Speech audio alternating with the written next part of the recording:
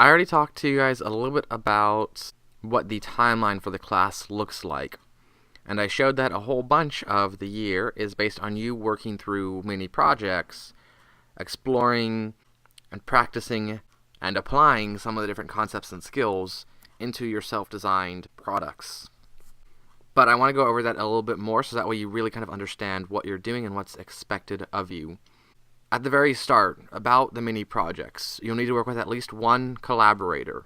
Typically that would be someone in the same class as you, but it doesn't necessarily always have to be. No repeat collaborators from the previous mini project, which I explained pretty well in the previous video. So if you work with Victor on the first one, you can't work with Victor again on the second one. You have to work with Samantha or Allie or somebody else. There will be some specifications related to the mini project, and to do well in the mini project, you have to abide by those specifications. And by to do well, I don't mean 100, I mean like to have a passing score, you need to follow those specifications because that's the expectation. That's the content that I'm looking for, to know that you actually understood the point, some of the concepts, some of the key things that were covered for that 3 weeks. And you must also include some external resources. So this kind of follows along with the previous one.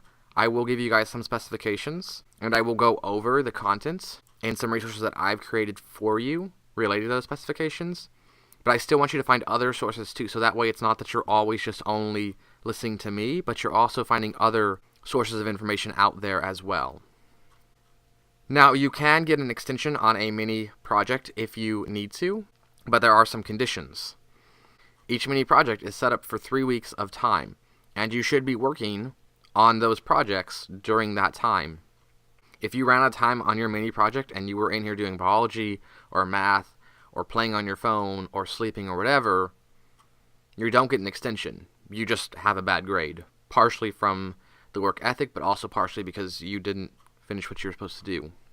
You'll need to apply for the extension, which isn't really a big deal, but you'll just fill out a form so that way I have, these papers to remind me that, yeah, these are the ones who applied for extension, so don't count them late, assuming they had valid reasons.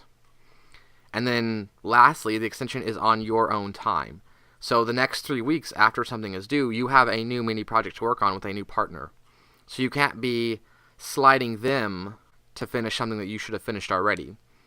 So to finish your mini project that you haven't finished, you'll need to come in during lunch, after school, before school, some other time period.